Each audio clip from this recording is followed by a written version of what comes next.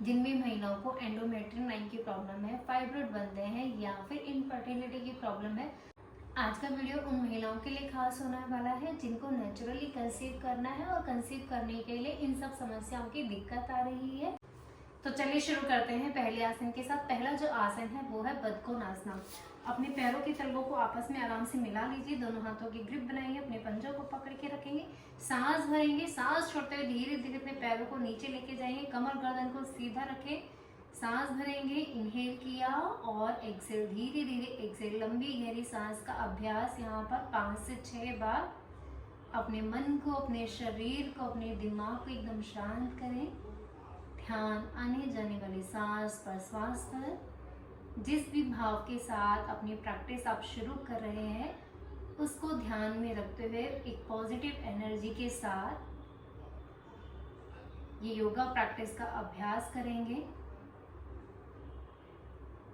And धीरे से वापस रिलैक्स, अपनी आंखों को खोलेंगे, अभ्यास करेंगे तितली आसना का। सांस भरेंगे, पैरों को ऊपर अपनी छाती से लगाना है और सांस छोड़ते धीरे धीरे नीचे, जितना आप नीचे खींच सकते हैं अपने पैरों को खींचेंगे ताकि जो आपका पेल्विक रीजन है ना, आगे जो दोनों ओवरी है वो अच्छे से स्ट्रेच हो।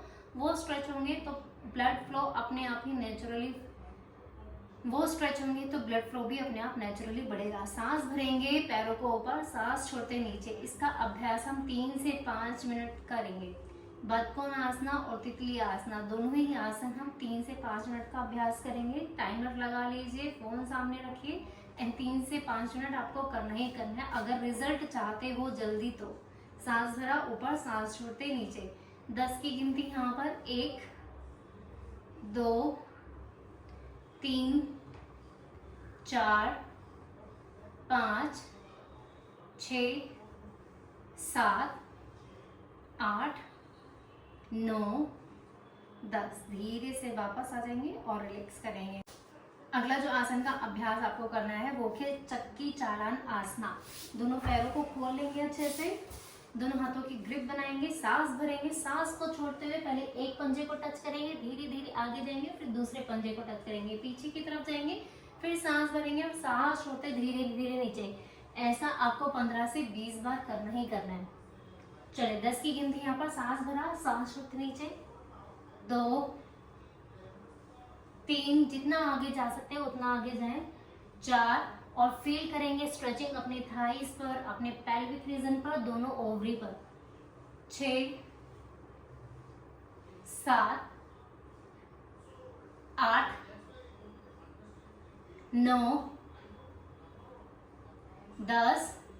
और इसका अभ्यास हम दूसरी साइड से भी करेंगे। सांस भरा, सांस छोड़ते धीरे धीरे नीचे, 1 2, लेकिन आपको कितनी बार करना है? 15 से 20 बार कम से कम करना ही करना है। 4 5 6 7 8 9 और 10। यहाँ पे ब्रीदिंग का बहुत ही महत्वपूर्ण है, क्योंकि अगर आप थक जाते हो तो वो ही ब्रीदिंग आपको एनर्जी देने में काम आती है। इसलिए सांस ध्यान रखें कब लेनी है और कब आपको छोड़नी है। दोनों पैरों को आपस में मिलाएंगे और अभ्यास आपको करना है नौका संचालन का।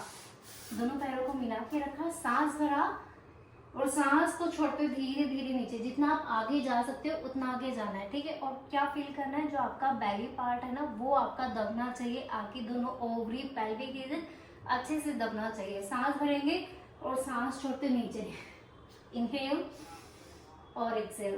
कितनी बार करना है? 15 से 20 बार। अभ्यास प्रैक्टिस सब आपके ऊपर है, जितना आप अभ्यास करेंगे उतना ही फायदा आपको मिलेगा। चलिए 10 की गिनती, 1 2 3 4 5 6 7 8 9 10। अब इसी का उल्टा करेंगे। सांस भरेंगे, नाक से ही सांस लेना, नाक से ही छोड़ना है। इनहेल किया और exhale, inhale exhale, inhale exhale. 10 की गिनती, 1 2 3 4 5 6 7 8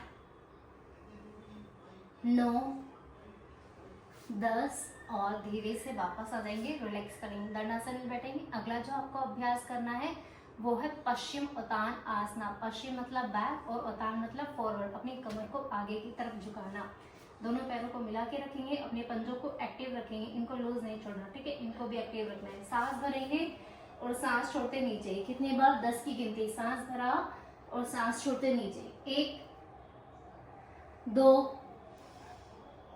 3 4 5 6 7। अगर पैर नहीं पकड़े जाते तो दुपट्टा भी यूज कर सकते हो। 8 9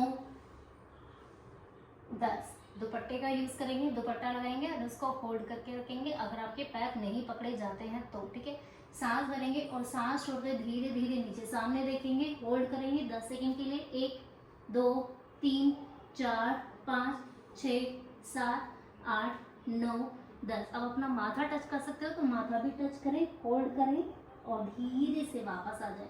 अगर नहीं टच कर पाते तो आप इस पोजीशन को भी होल्ड कर सकते हो। बेसिकली आपका जो पेल्विक रीजन है या फिर आपकी ओवरी है, आपका बेली, उस पर आपका स्ट्रेच अच्छे से आना चाहिए, उस पर दबाव आना चाहिए ताकि जो ब्लड सर्कुलेशन है वो अच्छे से हो सके। चलिए रिलैक्स करेंगे। आगे जो बता रही हूँ वो है 2 प्राणायाम। एक है कपालभाति और दूसरा है अनुलोम विलोम। पहला है कपालभाति। क्या करना है? अपान मुद्रा बना लेना है। क्या? मिडल फिंगर और रिंग फिंगर, जिसमें रिंग पहनाते हैं ना वो वाली फिंगर और मिडल फिंगर, यानी कि जो सबसे मिडल फिंगर जो सबसे ऊंची फिंगर है उसको और रिंग फिंगर को मिला लेना है। बाकी छोटी फिंगर और इंडेक्स फिंगर यानी कि अनामिका को सीधा रखना है। अंगूठे को मिलाएंगे, पाम फेसिंग अपर साइड, हथेलियां ऊपर की तरफ, कमर गर्दन सीधी, आंखों को बंद किया, कपालभाति। सांस को बार बार बाहर छोड़ना है, ठीक है। एक्सेल करेंगे।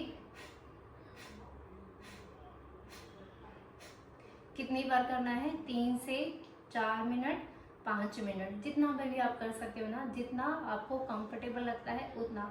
अभ्यास ऐसा होना चाहिए जो आपको कंफर्ट लगे उतना ही करें। अगर आप दबाव में कर रहे हो या फिर बहुत ज़्यादा स्ट्रेस लेके कर रहे हो तो वो नहीं करना।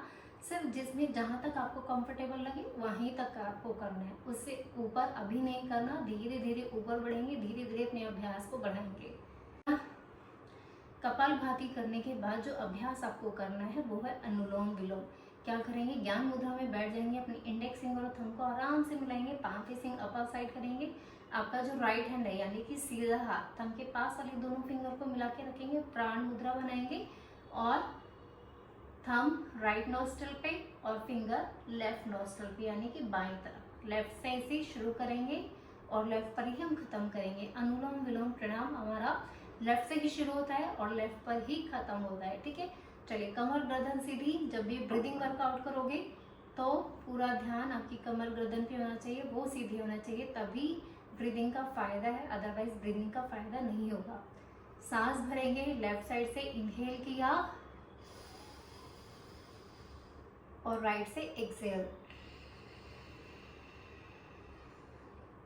सांस भरा, इनहेल और लेफ्ट से सांस को छोड़ दिया, एक्सहेल। एक बार फिर से इनहेल और exhale, inhale and exhale. Left पे खत्म किया और रिलैक्स करेंगे। दोनों ही अभ्यास आपको 3 से 5 मिनट जितना कर सकते हैं उतना करें। टाइमर लगा ले, 3 मिनट, 4 मिनट, 5 मिनट, उतना ही करना है, लेकिन करना दोनों साथ में ही। पहले कपालभाति, फिर दोबारा दूसरा अनुलोम विलोम। ये दोनों प्राणायाम अगर आप साथ में कर लेंगे तो इसका रिजल्ट आपको जो बहुत जल्दी मिल जाएगा।